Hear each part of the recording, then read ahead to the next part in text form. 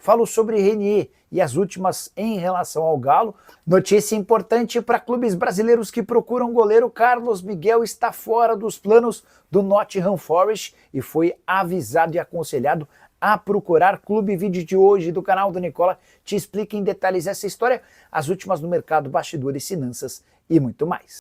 Fala aí pessoal, sou Jorge Nicola, bem-vindos a mais um vídeo do canal. Sempre bom ter vocês por aqui, sem perder tempo. Pedir para deixar like, se inscrever no canal e ativar as notificações. Quero te contar agora que Carlos Miguel, ex-goleiro do Corinthians e tratado algum tempo atrás como uma das maiores promessas da posição do goleiro no futebol brasileiro, está à disposição no mercado.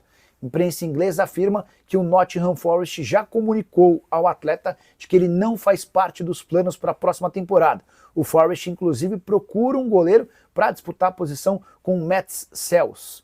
Como o Carlos Miguel é estrangeiro e não foi utilizado na primeira temporada, foram só 3 aparições, fica ruim para o Forest manter um goleiro que não é titular, bem longe disso, e ocupa a vaga de estrangeiro. Então, a ideia do Forest é negociar o mais rápido possível o Carlos Miguel.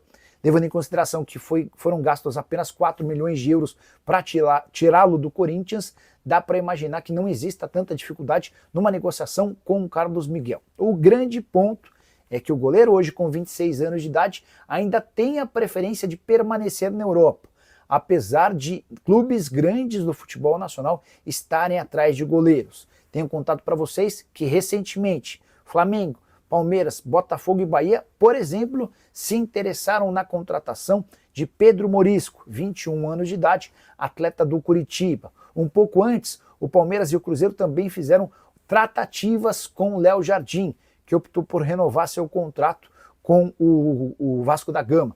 Importante lembrar ainda que dá para dizer que o Cruzeiro saiu dessa disputa por goleiro depois de fechar com o Matheus Cunha, reserva do Rossi, e é também por conta da saída do Matheus Cunha prevista para dezembro que o Flamengo monitora o mercado, disposto a trazer alguém para fazer sombra ao Rossi. Só para completar, lembrar que o Carlos Miguel, enquanto jogador do Corinthians, viveu grande fase, deixando excelente impressão. E ele só saiu do Corinthians porque a multa rescisória era das mais baixas, 4 milhões de euros, num contrato extremamente mal redigido pelo então presidente Duílio Monteiro Alves. Pergunta que eu deixo para você: o Carlos Miguel caberia no seu time do coração? Para mim, ele seria titular em praticamente todos os clubes da Série A do Brasileiro. Hora de falar sobre o Galo com informação importante. Sexta-feira deve ser definitiva para a confirmação de Renier como reforço atleticano. Entre Renier e Galo já existe um acordo desde o início da semana. Nas últimas horas, o Atlético e o Real Madrid avançaram para uma rescisão de contrato do Renier com o Real Madrid, assinatura do Renier em definitivo com o Galo, mas com o Atlético deixando 50% do valor de uma venda futura para o time espanhol. Nicola, qual a justificativa para o Real Madrid ficar com 50% da próxima venda? Em 2019, o time espanhol gastou 30 milhões de euros para comprar o Renier do Flamengo. Nesse momento, com a transferência do Renier para o Atlético, o Real Madrid não recebe nem sequer um centavo. E existe a expectativa de que ele possa arrebentar com a camisa do Galo para render algum dinheiro, diminuindo o enorme prejuízo que o Real Madrid tem com a saída do jogador. Negociações em fase final.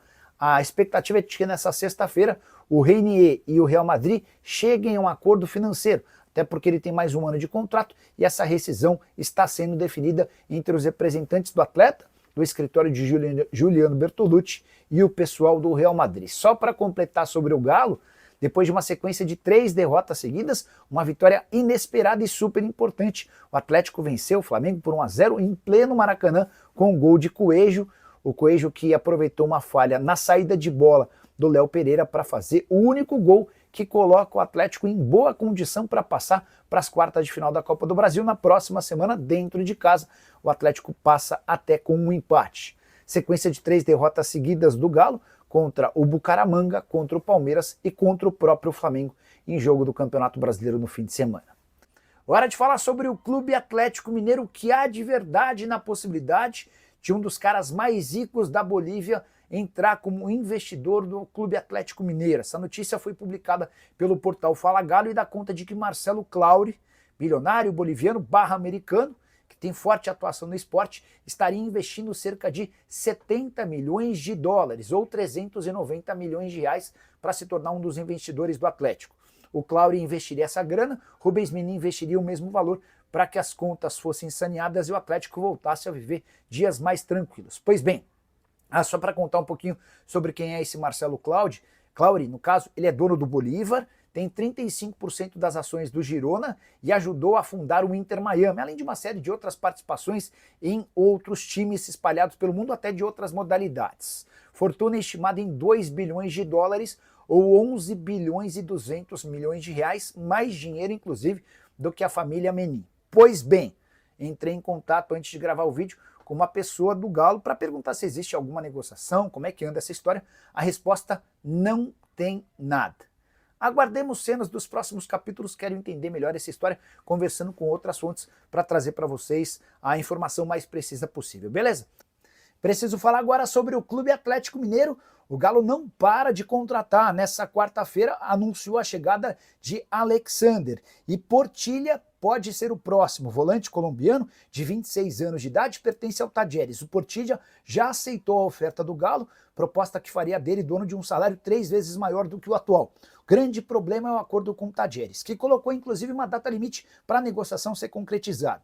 Se o Atlético não apresentar as garantias bancárias que o Tajeres exige até a noite dessa quarta-feira, a negociação será suspensa. Tajeres desconfia da capacidade de pagamento do Atlético, até por conta de todas as últimas situações de não pagamento feitas pelo Atlético. Vale a lembrança de que na semana passada jogadores do Galo chegaram a fazer notificações extrajudiciais. O caso do Rony, o mais grave de todos, ele procurou a justiça pedindo a rescisão do contrato. Esse problema foi solucionado, o Galo colocou as contas em dia e agora tenta convencer o Tajeres a fazer o negócio sem a apresentação das garantias bancárias, que aumenta o custo final da operação. Atlético, que já fechou a contratação do Biel, anunciou a chegada de Alexander, tem conversas avançadas com o Renier, também gostaria de fechar com o Portilha e com o Paulinho, lateral direito que pertence ao Vasco e deve chegar por empréstimo até o fim da temporada. Hora de falar sobre o Galo, que já investiu 183 milhões de reais em reforços somente no ano de 2025, o último deles, Alexander, comprado do Al-Ahly da Arábia Saudita por 42 milhões e meio de reais. O Alexander é o segundo reforço mais caro da temporada no Atlético, ficando atrás só de Júnior Santos, que custou 48 milhões de reais junto ao Botafogo. Coelho e Rony custaram 36 milhões de reais cada, Natanael chegou por 9 milhões de reais, Ivan Roman, que nem tem conseguido jogar no profissional, custou 8 milhões e meio de reais, teve também mais 3 milhões com o João Marcelo.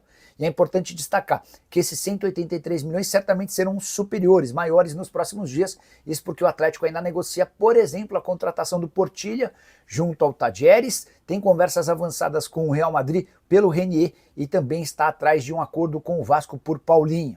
Só para completar, esse investimento de quase 200 milhões de reais acontece em meio à maior crise financeira da história do Galo. São mais de 2 bilhões de dívida e enormes dificuldades com salários, direitos de imagem, luvas, pagamentos de comissões. É bem verdade também que desde a semana passada o Atlético, com a ajuda de um dos seus investidores, o Rubens Menin, começou a colocar suas contas em dia. É isso aí, massa atleticana, ficamos por aqui com o vídeo de hoje com as informações do Galo para você. Se você gostou do vídeo, chega deixando aquele like, se inscrevendo no canal e ativando o sininho de notificações para você não perder nenhum conteúdo exclusivo do Atlético Mineiro aqui no canal Corte do Galo. Canal trazendo sempre as notícias atualizadas do Galão da Massa para você, torcedor atleticano. Um forte abraço a todos e até o próximo vídeo com mais informações do Galão da Massa.